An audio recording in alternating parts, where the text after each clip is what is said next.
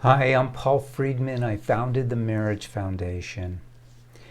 And the question that we have before us today is like, I have to look at it again. Why is everything I say to my husband wrong? Okay, now you know that I don't write a script for myself before I answer these questions. And the reason why is because I rely on principles that are solid, consistent. I don't have to invent anything. It flows through my veins, you might say.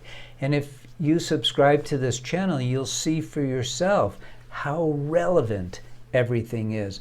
We are so different at the Marriage Foundation from the Western psychological approach to marriage. It will truly benefit you to pay attention. So when you ask this question, what's the first thing that comes to mind to anyone is that your husband is mean to you. He's not listening to you. He's mad at you. Everyone goes, it's the husband, that it's not you. And most people, if you were to get therapy, they would pick apart your husband mercilessly. And you know what that would do for you? It would make your marriage worse. Because there is an essential principle that has to be adhered to as we go through life. And that is the principle that you cannot change another person. You can only change yourself, which is not easy. But that's the only one you even have a right to change. Here's why. There is another principle. That principle is that the gift of free will, because it is a gift, we're human beings, but I see everything as a gift from God. And I'm not pushing religion. To me, that's not religion. Is there a God or not? That's not a question. Of course, God exists. And everything that we have comes from Him. And some of the gifts that we have from Him are really cool. Free will is right up at the top. Free will. Now, let's add to that we are capable of happiness, right? You know that there have been times when you've been so happy you cry. You're so happy that you're floating on cloud 9. Well, put these two together. You have free will. You have the ability to be happy. Why aren't you always happy? Now, if you were always happy and you love your husband, then all of your actions in your marriage would be to convey happiness and convey love. Doesn't that just make perfect sense? Of course it does. That was a rhetorical question. I've been doing this for a long time. In 2001, I was a divorce mediator, and I finally got tired of all that nonsense, and I thought, okay, how can we help people stay married? And I don't want to lay scriptural trips on them. I don't want to hit moral trips on them. I don't want to tell them how their kids are going to suffer if they get a divorce. I want them to be married because it provides so much happiness. And no one is taught this. So I had to do a lot of research. I had to put it together, and I realized so many things that are missing in what is considered to be common knowledge about marriage. So definitely subscribe to this channel so you learn all this stuff. But let's go back to this. Why are you always wrong with your husband? Well, those first things are true. He is mad at you. And so what's happening is his defense mechanisms, I'm just going to give you the simple analysis, his defense mechanisms, his hurt that he's feeling is manifesting in his particular way of condemning you and criticizing you. But it begins with him not feeling like you love him. Really. It is really that simple. So why does that happen? Well, ask yourself, are you always nice to him? Do you smile at him? And please do not say, well, he doesn't do those things to me. Or you're going to be on a merry-go-round of blame and mistrust, and you might as well get off that because it's not going to help you. You're probably not nice to him. You probably take him for granted. You probably are mean to him. You probably turn him down when he wants affection, when he wants sex. You probably reject him. You're probably too busy for him.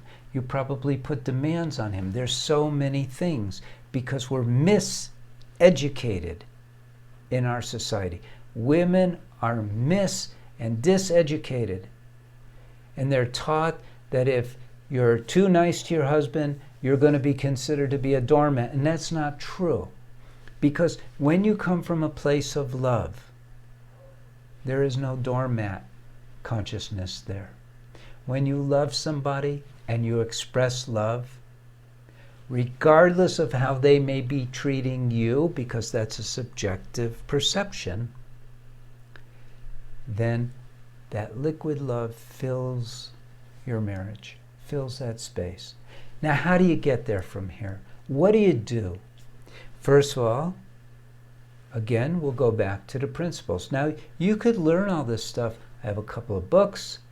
I have the Breaking the Cycle, which is awesome. Lessons for a Happy Marriage. These lay out what a marriage is supposed to look like.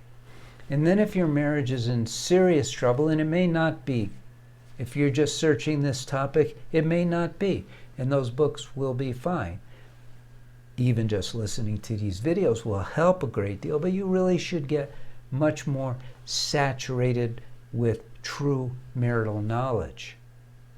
But if your marriage is in serious trouble, get the course for women, which will bring you right back. So here's the thing, and this is important. We act based on our habitual thinking. Thinking means how we see things, how we hear things, which is oftentimes tainted by our past experiences or what have you.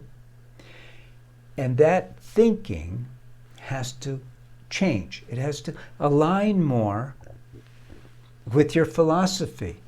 Your philosophy and your thinking are not the same. Most people think that they are, most people think it's the same, but it's not the same. Our philosophies are thought through, and they reflect what we know to be right. It's our wisdom. But we don't apply that to changing our thinking, which means that our behavior is not even aligned with our philosophies. It's true. So you have to learn all these things. And that's what we want to help you with. So yes, your husband is critical of you. Nothing you do is right because he's feeling cheated in his marriage. I'm not saying he is, but he's saying he is.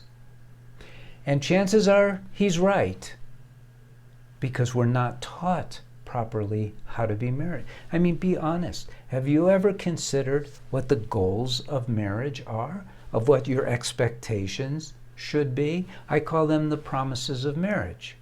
And we all get married for these reasons, but then somehow that evaporates. We want to be happy. We want to be happier every single day of our lives. That was the vision you had when you got married. The other is you want to feel unconditional love. You want to be floating in love. Don't you want, remember when you exchanged your vows, how much you felt so much love? Why shouldn't you have that all the time? You have free will. Why shouldn't you use your free will to guide yourself, your marriage, to those beautiful promises? Listen, thank you for spending time with me. I hope you subscribe. I hope you like the video. I hope you leave a comment if you want to. I hope you check out our website, which is themarriagefoundation.org. And I hope you come back and visit again. And thank you very much for spending time with me. God bless. Take care.